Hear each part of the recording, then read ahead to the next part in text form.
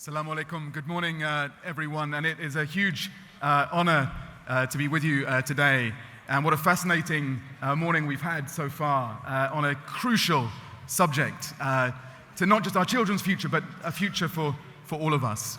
Now, you may be wondering, what is a diplomat doing at a discussion of character and happiness and education? And the answer for me is that we've always had two strong instincts as humans. One is to go out and compete for resource, survival of the fittest. But the other, ever since the first caveman convinced another prehistoric man to put down his club and go hunting together, is a strong instinct to collaborate for resource. That's what people in my business of diplomacy call diplomacy. But really it's what all of you are doing as citizen diplomats, as ambassadors for this way of bringing on the next generation. And it's needed more now than ever before as we look around our world of 2017 and find that division still there between those competing and those collaborating, between the wall builders on one hand and the coexisters on the other. And in rooms like this and in UAE more widely, we are really putting a flag in the ground for coexistence. And that is why I'm delighted to introduce such a fantastic panel here for this session.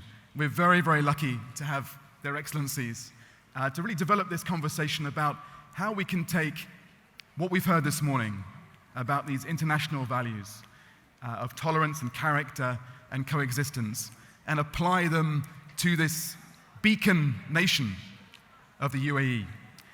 So I'd like to start with Her Excellency and really on that question itself, because already as Minister for Happiness, you are taking these messages to the population at large and beyond. How do you see the global discussion of character and education, and how can we apply it here in the UAE? Thank you, Tom. السلام عليكم جميعاً. أنا جداً سعيدة بوجودي معكم اليوم وإني أنا أكون جزء من هالجلسة. So, Tom, we live in a very fast, globalized world. We're more prone to cultural diversity ever than before. And as His Highness Sheikh Mohammed bin Zayed said last week, you can have breakfast at home, lunch in London, and then dinner in New York. So the world is becoming a small place, and technological advancement is taking over. Social media, our work, the 9 to 5 is dictating our lifestyles, and those technological advancement does not come without side effects. And the challenges of it really challenges the values and morals of society. Let me give you an example. The communication now between the family members are mostly through phone calls or social media. So a 1 hour with your family is replaced with a 2 minutes phone call or a WhatsApp message. So we are losing the values of the family, of passion, of respect. And this is it's very important to take notice of that. Because these values really makes us. It's really embedded in our genes, in our ancestors. And we take deep pride of those values and we need to protect them. The moral education was done mainly through storytelling and practices through families and neighborhoods. And now we don't spend much time with our family. Therefore, we need a systematic way to teach the values and the qualities of character through education, because I believe schools are a beautiful source for positive change, not just equipping the children with the scientific knowledge, but also with life skills. And talking about the values is not new. Aristotle, 2,000 years ago, said, the role of politics is to cultivate and nurture virtues in societies. We have a saying in Arabic, and I'll say it in Arabic and then translate it. إنما الأمم الأخلاق ما بقيت فإن ذهبت أخلاقهم ذهبوا. So nations, they thrive with their values, and once their values are gone, they're gone. And there are many examples around the world in the history of civilizations and nations collapsing because they lost their values, because their moral fabric in the society has been weakened. So moral education is very important in the global context for nations and also for us in the UAE. Absolutely. And part of this is therefore about how the UAE is seen overseas. It's part of the national brand. And in a way, that's where the work that you're doing, Your Excellency, on tourism and culture comes in. How does it connect? How do we ensure that all of these different parts of very important work fit together? Assalamu alaikum. First of all, Your Excellency, I want to thank everybody in the room. I think I've become a lot smarter with all the brains here. Second of all, going back to your question, I think what's happening in the Emirates is outstanding. They are not afraid of taking steps forward, not afraid of steaming into the dark. We at the Cultural and Tourism Authority are doing things quite different. When it comes to the world of culture, we are not just enhancing our local culture in different ways. A huge part of our mandate is to protect and preserve our intangible heritage, the heritage that we see on our daily lives, the heritage that lives through our homes, and the heritage that lives through our grandparents, our parents, and our children. We are also in charge of making sure that the people of this world understand the history of the UAE. And the history of UAE goes a long way. It doesn't go 100 years, 200 years. It goes thousands and thousands of years. And this is something that's critical when it comes to moral education. It's critical because if you don't understand your past, you won't understand your present or your future. And I think one of the smartest men to ever live said that. His Highness Sheikh Zayed Al Nahyan, God rest his soul, Allah yarhamah. He was an extremely visionary man. He understood that knowing your past will make you a much better person. I think this is a huge part of our role.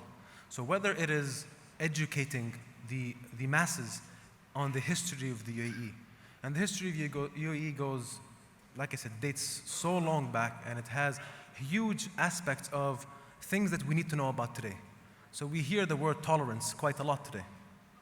And tolerance is brought in the world of culture, world of education, even in the world of tourism, because you want tourists to come here and understand this is a very tolerant state. In reality, we're even far more advanced than just being a tolerant state. We're an accepting state. And an accepting state not only says, I tolerate you, but I accept you, regardless what religion you are from, regardless what culture you're from, and that's a part of our DNA. So my mandate is when I tell the world, know your history, is because you're going to know yourself. And in knowing your history, you're going to know yourself a lot more, and you're going to become a better person. You're going to be a citizen, a global citizen. As Her Excellency said, the world is changing so quickly. But at the same time, there are things that we should never forget about. So when I talk about the world of acceptance, when I talk about the world of tolerance, when I talk about the world of moving forward, it's not new to any of us as Emiratis. It's been a part of our growth for the last thousands of years. And to what extent do you both see this as something distinctly Emirati versus something that can be translated and amplified internationally? Could what you're doing here become a model for other countries, Your Excellency? So we have more than 200 nationalities in the UAE. So when we talk about moral education and creating better citizens, not just citizens that abide by the law, but good human beings that embodies the values of respect, tolerance, passion, kindness, we're not doing it just for the UAE, because those students will go back to their countries and they will be excellent global ambassadors for those universal values. So what we're doing here in the UAE is not just for the UAE. I think it's for the whole world. His Highness Sheikh Mohammed bin Zayed said last week, we need to send positive messages from our region to the whole world. And I think this project is one of the most important positive messages that we send to the world, because those people will go back to their countries and they will participate and contribute to more caring and respectful world. So do you think we might see other countries appoint ministers for happiness and ministers for tolerance and for youth? I'm trying to promote that. I think the role of government is just more beyond issuing laws and regulations and policies and building hospitals and schools.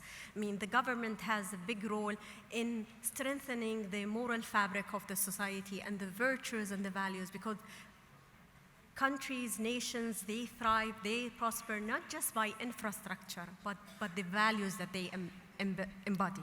Absolutely. And on that international point, I mean, you both spoke very passionately about global citizenship. And maybe a few years ago, we all took for granted the idea that everyone wanted to be global citizens, that this was a positive trend, it was almost unstoppable. And yet now, in the last 2 or 3 years, you'll see politicians in Europe and in America actively saying we don't want to be global citizens anymore. So it's going to be a tough battle ahead. How do you approach that battle? I think I would like to answer this question with an example. And the example is the Louvre Abu Dhabi. When we started the Louvre Abu Dhabi, it was with a very clear strategy and a very clear vision. We're going to tell the world that this world is connected. Everybody's connected in some way or form. This is the first universal museum of its kind. So people from all over the world, when they visit the Louvre Abu Dhabi, they're going to understand how, whether their nationality or their religion connects itself with others. And this is a very important message for us. So when the visitor comes to the Louvre Abu Dhabi, and he will see the Quran, he will see the Torah, he will see the Bible sitting side by side, he'll have an understanding of world religion. At the same time, he will see pieces of art from all over the world and how they talk to each other. He will see how they connect to each other. And we believe through that education, that person, that child, that parent will go back home, they will educate themselves even more, and in doing so, they will become better people. And becoming better people comes in different aspects, whether it's being happier people, more educated people, more tolerant people, more accepting people. The list goes on, but we hope that this example will lead to a better generation. Now, when I left school, one of the things my headmaster said to me was that I asked too many questions. And so I'm very conscious that I want to bring in questions from everyone else. And I think you have an app through which you can send your questions to the panel. So please do that so that we can give them a rich and diverse set of questions. But just while you're thinking about those questions and sending them to us, I'd love your sense of what are the obstacles here to this agenda? What stands in your way? I would love to take the positive outlook rather than thinking about the challenges and obstacles. And I would like to share with you a small experiment that I tried with the 60 schools called the 100 Days of Positivity. So I wanted to do an activity with the schools, and we ended up with 166 students participating in this experiment. My mandate covers all segments of the society, but I believe that it's very important to start from the school, because it's very important. It's much easier even to work with the children and make them positive rather than fix broken adults. So we launched a campaign called the 100 Days of Positivity, where we encourage students, principals, teachers to practice positive behavior for 100 days, because it takes you 21 days to transform a behavior into habit. So we said, let's go for the 100 days so it becomes a life skill for them. And the response was really overwhelming. So what I learned from that experience is that beyond just the drawings on the walls and the happiness walls, if you give the space for the children to innovate around something positive, meaningful, and happy, they will amaze you. And I guess that many of the principals here today would have taken part in that And I would love to program. thank the principals, the teachers, because they played a very important role in encouraging those children to embody and practice the positivity. We, as adults, we have a strong role and responsibility in the moral education. It's not just the schools. We need to embody those values. We need to act as a role model, whether at home or like as a member of the community. It's not just the principals and the teachers, because if you teach them at the classroom and then they go home and see their mother behaving in a very different manner, this will create confusion for them. So I think there is responsibility on our shoulders as adults, members of the community, to behave and act as a role model so we can encourage the children and help them think about those moral values. So I would love to think about the positive outlook. I think from my humble experience in the 100 days of positivity, that moral education, it is piloted now in 19 schools, but it will be welcomed with so much passion and energy from the students and from the principals and from the teachers. And if you allow me just a very small story, there was a school in one of the Emirates that my team visited 1 year ago. It was really in a miserable situation. Bad behaviors from the students, low moralities low morale within the teachers. But then the principal and the vice principal have been changed. And I visited the schools, I think last month with the Minister of Education. I was really amazed with the positive vibes. They inherited the challenge, they owned it, they mobilized the whole community, the families, the neighborhood to work with them in order to uplift the morals of the schools. And they launched their own happiness and positivity initiatives. So the roles of the principals are very important. They represent the true leadership that we would like to support here. And you clearly have, I mean, so much part of your DNA is this positive outlook. Where did you learn that? Where did that come from? Did that come from a principal? This is really difficult question, Tom, because I spoke to the principals in KHDA, and I told them that I never liked schools in my life. I was a student from the school to the university, but I never liked schools. And now when I look at moral education, I see this is so beautiful. I wish when I was a student, somebody taught me how to find my purpose in life. I found my purpose in life, but that was too late maybe. But if we can teach our children their purpose in life, if we can equip them with life skills so they don't get traumatized from the life experience, if they know how to communicate, if they know how to deal with conflict, this will make their life much easier in the future. And also, we got it from our DNA. Positivity is embedded in our genes: resilience, perseverance, tolerance, kindness. I grew up hearing the stories of my grandparents. Both of them were pearl divers. They used to go to the sea for months, not knowing if they will come back. And my grandmother was in charge of the house, taking care of my father and his siblings. So resilience is an inherited gene in us as a nation.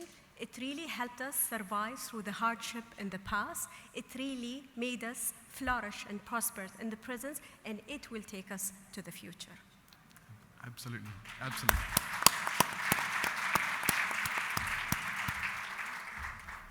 And I know, Your Excellency, you're also passionate about the education sector yourself. What in your own education gave you that interest and excitement about this kind of work?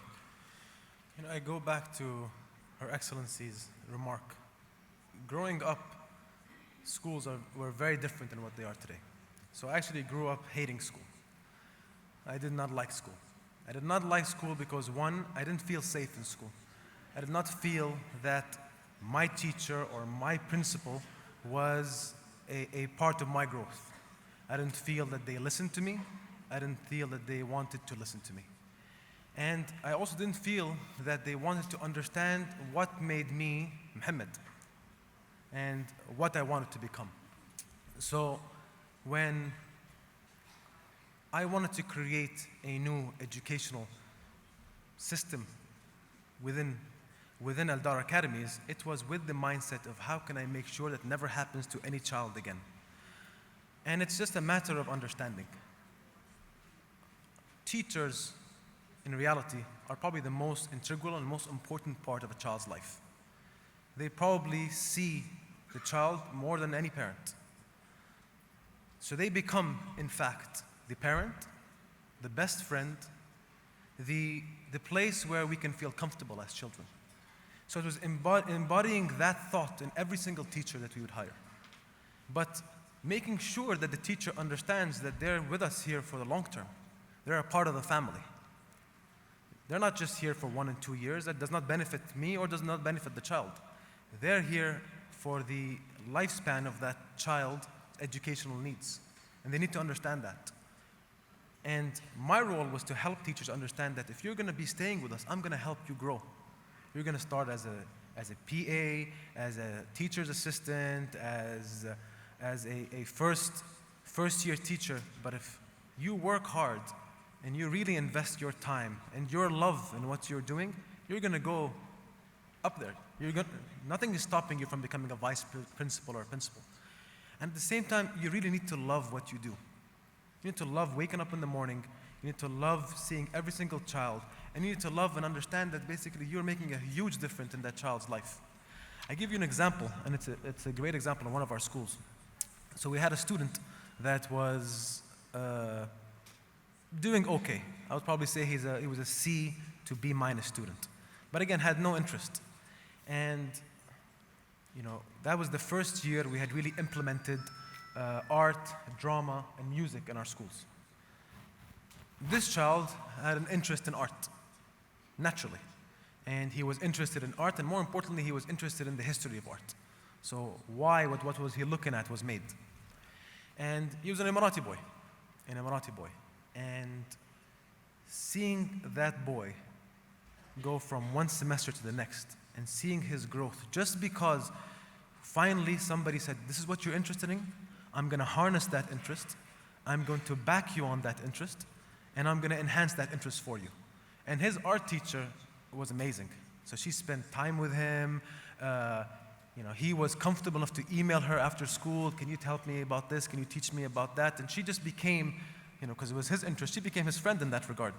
And not only did we see his grades get better in art, became better in math, in science, in Arabic, and Islamic studies, and he just became a happier child. He had more friends, a lot more confidence, and it goes back to the aspect of moral education. We as educators, one thing that we should not do is fear. You asked, and what is basically one of your biggest obstacles? Is fear. To me, fear is an obstacle. Fear to understand one another. Fear to understand something different. Fear to do something different. We shouldn't fear change. Change will come. It's either you're going to be a part of that change or you'll be left behind. And I think, as Her Excellency said, once we announced the Minister of Happiness, once we announced that happiness is an integral part of any business, from the most corporate to the least corporate, people could have feared that.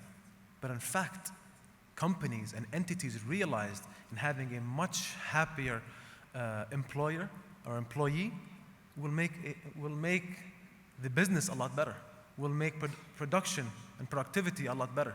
And we see that in our daily lives. I was telling Her Excellency, it's amazing when the announcement was made, the amount of people who want to be a part of this happiness revolution, if I want to call it that. And I can talk about my businesses. All of them have flourished in that regard. I mean, just last week, we had it was funny, we had a water balloon battle between colleagues. And once we were done, this happened on a Friday morning, it got us all closer together. We all understood each other a lot more. And Sunday, it was like we just all got splashed with fresh water. We just all came to the office a lot happier. Everybody was 100% committed again, and it's amazing. So it's little things that make a world difference. So I think my biggest message to everybody is don't fear it. Yeah, absolutely. I think there are many head teachers here who are now worried about a water balloon battle breaking out in their schools, or indeed in the hall as a result of that idea. But I think what you say there about the vital importance of curiosity in our children and indeed in ourselves, and it really comes back again to the last session and His Excellency Omar Saif Gobash's comments about the importance of being curious. And there's a wonderful line in his book where he says in one of the letters to his son, I want you to beware of people who tell you with unerring conviction how you should think. It's this need to encourage exploration and curiosity and challenge in our educational system. Now, I have some questions right behind me. Many people here will be used to testing and evaluating educational outcomes. You know, it's part of how we organize an educational system. And then along comes happiness. How can you measure happiness? Before answering this question, I think it's important, Tom, if you allow me, just to share some scientific research that shows the impact of moral education. So it's also coming back to the measurement of things. So moral education will help students or children with their values, building their characters, but also there are scientific evidences that it really reflects positively in their education and attainment. And if you allow me, would like to share with you two numbers. There was a study from 2000-2005 that shows, in one of the schools, that shows with the introduction of moral education that the 10th grade students failing English dropped from 68% to 25%, and those failing math dropped from 87% to 17%. Another studies from the UK during 2006-2011 showed that academic scores in the sample of the students increased from just 69% to 93%. So the impact of moral education can be captured, can be assessed, not just in terms of building the good human beings, but also the impact on the cognitive skills and the educational attainment of students. Coming back to happiness. Happiness means different things to different people. And most of the measurement right now in the world are subjective measurements. It's about asking the person to evaluate his life, how satisfied he is about his life from 0 to 10. And you can ask him also about happiness. And this is what we did in the UAE, but also we moved away from that by asking also about the happiness in different sectors, in education, in health, and infrastructure, because we would like to make happiness an integral part of the government work. It's not just responsibility of the Minister of State for happiness, it's the shared responsibility among everyone, whether in the education sector, health sector, infrastructure. So it's a collaborative process. Happiness science is cross-cutting, and also happiness responsibility is cross-cutting. But of course, in the midst of all this, morality is not uncontested. One person's morality may be different to another person's morality. The next question from the audience is what do you see as the moral dilemmas as leaders in this field? Where do you see the difficult decisions that need to be made? I think, and let me answer this question by focusing here in the UAE. I think we're in a very positive state here in the UAE, because I think we all follow a similar path, us as Emiratis. We have the love of our religion, we have the love of our nation, and of course we have the love of our families. And that is embedded in every single Emirati. It's in our daily lives. And I think if there is a dilemma, it's if that love starts dimming down. And I don't see that happening. It's because going back to the love of the family. The family is a huge part of every single Emirati's livelihood. You know, today there's the family majlises, the family lunches, the Friday lunches that we all know, the family gatherings. We're very different than many places around the world. Today you look at any Emirati household, you will see the grandfather, the grandmother, the father, the mother, the grandchildren, the children, everybody living in the same home. And if not living in the same home, it's living in the same community. So that connectiveness is always there. When you talk about the love of the religion, today we are pioneers in that love here in the UAE. And once you have these two things instilled in you, you naturally have to become a better person. To me, whether it is the religion or family, the aspects are very simple. They all say the same thing at the end of the day. It's how to become a better person. So be more giving. Be humble. Respect your elders. Respect your peers, regardless where they're from, regardless what religions they are.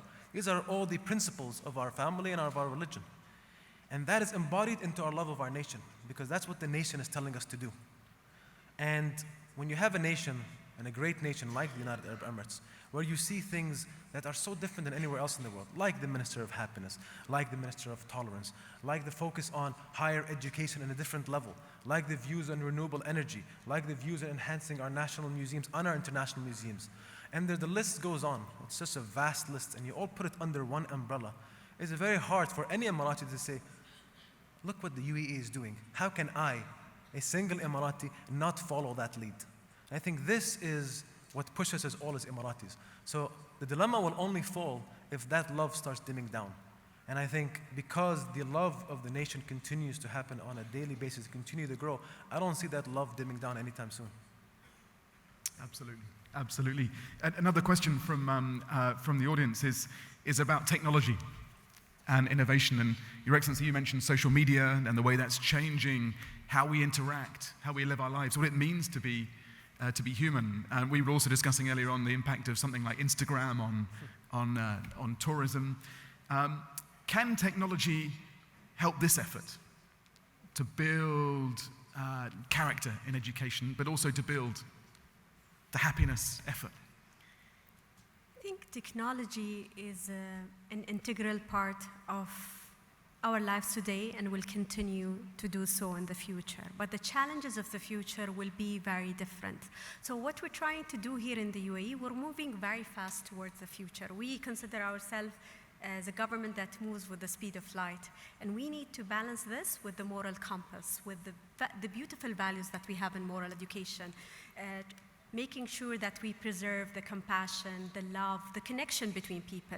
Because like when I talk to young people right now, they feel isolated, although they have so many friends through the virtual world, but sometimes they lack the physical interaction with their peers. So I think through the moral education, learning empathy, learning kindness, learning how to help others, this will help them navigate the future. Also, the fourth industrial revolution will bring its own ethical challenges. Where we stop, robotics versus human.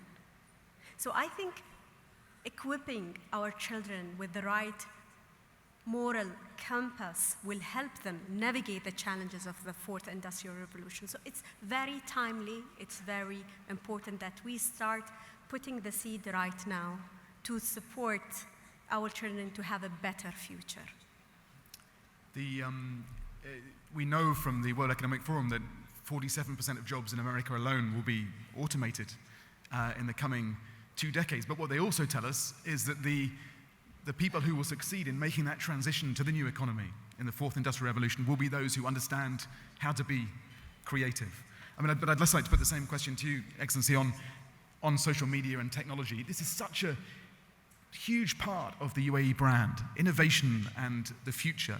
But how do we ensure that social media allows the next generation to truly connect? They feel connected, but they don't always, as Her Excellency says, they don't always connect at an emotional level.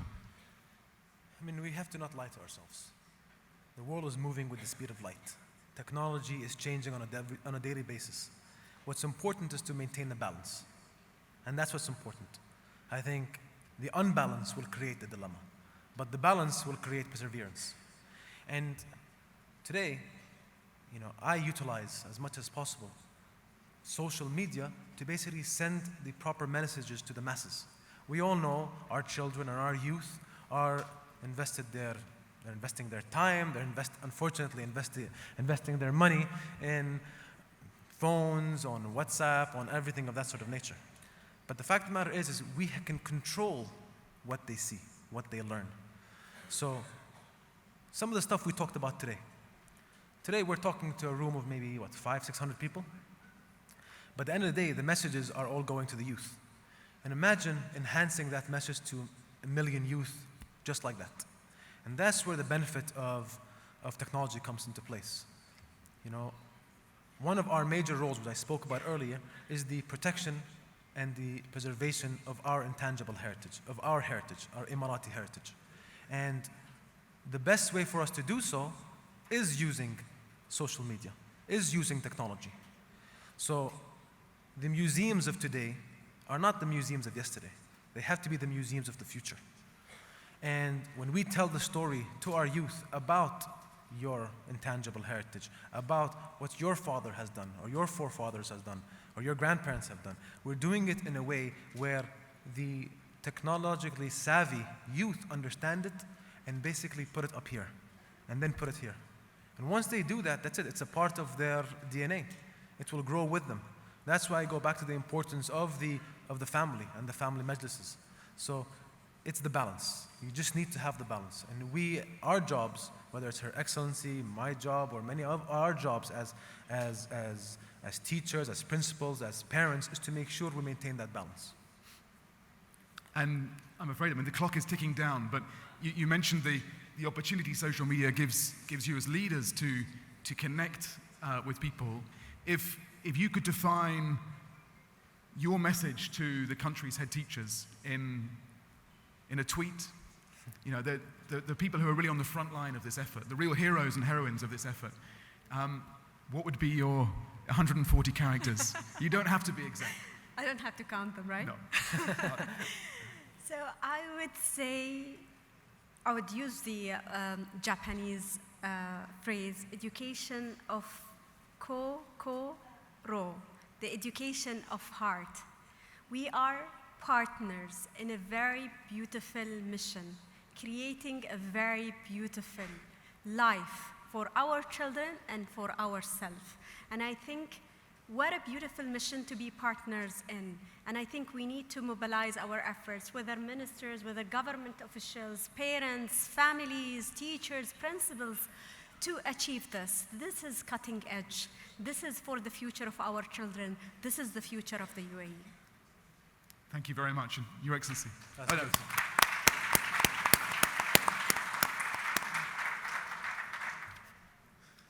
I have to top that?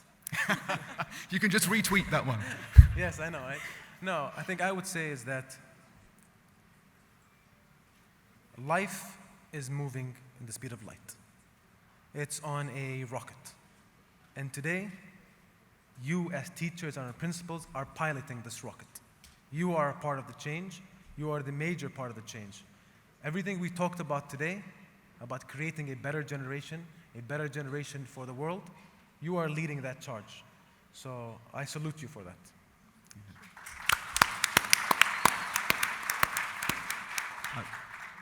Ronald Reagan said that a city should be shining on a hill.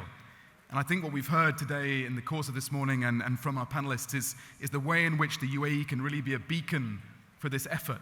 It can really show itself to be a place of opportunity and openness and tolerance, and somewhere that understands where it's going, that understands the future and can be magnetic and a beacon for other countries and other societies to follow. And I think you'll agree with me that our two panelists today are not just great leaders of that effort, but are great examples of what this kind of education can give to our future leaders in the UAE and beyond. So please join me very warmly in thanking our two extraordinary panelists for their contributions today.